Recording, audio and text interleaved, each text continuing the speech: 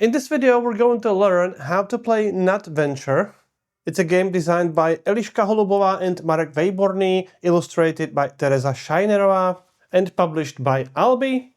It's a game for 2 to 4 players with the age of 6 years or more and plays in about 30 minutes. Before we start, let me show you how to assemble this tree. First, take these two trunk pieces and put them together so that these two symbols match. So when you're done, it will look like this. The other symbol matches as well. Now, you can put it upright. Now, take this large board and place it on the trunk so that the symbols match again. So in this case, let me put it like this. Then gently put it down, and the symbols on the trunk and on the board match. The same applies to the other symbol on the other side of the trunk. Again, both symbols match. And finally, take the smaller board and place it on the trunk so that these colored squares match the colors on the larger board, and always look at the spaces with these symbols. So here we have two orange squares, green and yellow. So we have to align it like this, green with the green, yellow with the yellow, and then you can place it on top of the tree. Now you can attach the tree to the lid of the box, again matching the symbol on the trunk with the symbol on the lid. So let's do it like this. And now we're ready to set the game up. First, choose the color and take the squirrel and the player board of the same color. Then all players place their squirrels on this starting space on top of the tree. Then place these nuts tokens on squares with these little twig symbols. Place the token with one nut on squares with this small twig symbol, and the tokens with two nuts on squares with this kind of twig symbol. When you're done, it will look like this. Finally, place the owl on any square showing this symbol, and the fox on any square with this symbol. The player who was most recently in the forest starts the game and remains the starting player for the rest of the game. In Nutventure, each player controls one squirrel, trying to collect these nuts and store them in different spaces and hideaways on the tree. Players take turns, starting with the first player and then continuing clockwise, and on your turn you have to move your squirrel by rolling all the colored dice, and then using the colors on these dice to move to different spaces on the tree. After you move the squirrel, if there are any dice you have not used for movement, they will be used to move the owl or the fox. Then it's the next player's turn, and when any player manages to fill all the rooms with at least one nut token, all other players will have one more turn and then the game ends. Then players count the number of points. Each nut symbol is worth 1 victory point, and the player with the most points, with the most nuts, is the winner. Now let's take a look at the movement rules. You can only move your squirrel orthogonally, you can never move it diagonally, and in order to move to the space, you have to use the die with the matching color. So in order to move the squirrel to this orange space, you have to use a die with the orange color. Either this one or any of these ones, because they show the orange color on their face. Dice with 2 or 3 colors allow you to move to any of the spaces indicated on that die. When you use the die, you can set it aside and move the squirrel. You can use any number of dice on your turn. Ideally, you use all of them. You can use them in any order you want. So let's say we will use this die to move to the green space. And when you end your move on the space with the nut token, again, moving to the space and using the die of the corresponding color, take the nut token and put it in the squirrel's paws, meaning the squirrel is now holding the nut token. You can only carry one nut token at any time. And now you will need to deliver it to one of these 4 rooms indicated by these symbols. That will happen on one of the subsequent turns because taking the nut ends your movement. There are a couple of other movement rules that we need to talk about. First, when you move, you can freely move through the spaces with other squirrels. You can even end your movement on the same space as another squirrel. However, you definitely want to avoid owl or the fox. I will talk about those in just a minute. And you can also move from the top of the tree to the middle level, and then from the middle level to the bottom level, and from the bottom level to the middle level. You can never move from the middle level of the tree to the top of the tree.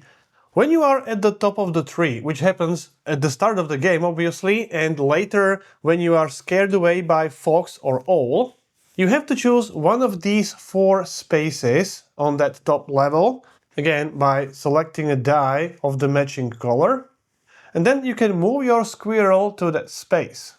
Now, from this space, as these small arrows indicate, you can only move to the spaces on the middle level indicated by these small squares. You can find the same square on the top level as well. Again, in order to move to that space, you need to use the die of the matching color. So, for example, if you have this die, you can move to either this space or this green space. When you do, move the squirrel to that space, and now you can continue movement on the middle level using the standard rules. Now, the same rules apply when moving from the middle level to the bottom level. You can see these small circles. The same small circles are on these spaces, so you can move from these spaces following these arrows. This space is a multicolored space. It has all the colors, which means you can move to this space using a die of any color. So, for example, if you use the yellow die, you can move the squirrel to the bottom level. You can find the same movement arrows on the bottom level as well. So from this space you can move back upwards using the red die, or to the left using the green die, and so on. And this space is also special. You can dig under the tree, and that means you can move from this space, from any space with this symbol, to any other space with the same symbol. So with your next step, you can move from here, for example, to this space. Since these are multicolored, you can use the die with any color. When you reach this storage space, when you move to that space with your squirrel, while carrying the nut token, you can move that nut token to the corresponding room, and this ends your movement. Even if you have any dice available, you're not going to be able to use them. This is the end of your movement. At the end of your movement, if you have any dice remaining, which may happen for various reasons, you may have collected the nut, you may have delivered the nut. Regardless, if you have any dice remaining, these will be used for moving the owl or the fox. Each remaining die means 1 step. And let me clarify, if you roll this X symbol on this die, it means you cannot use that die for moving your squirrel. However, it's also not used for moving the fox or the owl. But let's say we have 2 dice remaining, which means the fox, the owl, or both of them will move by 2 steps. Now take this 8-sided die and roll that die, and the face of that die determines what happens. If you roll this X symbol, neither fox nor the owl will move.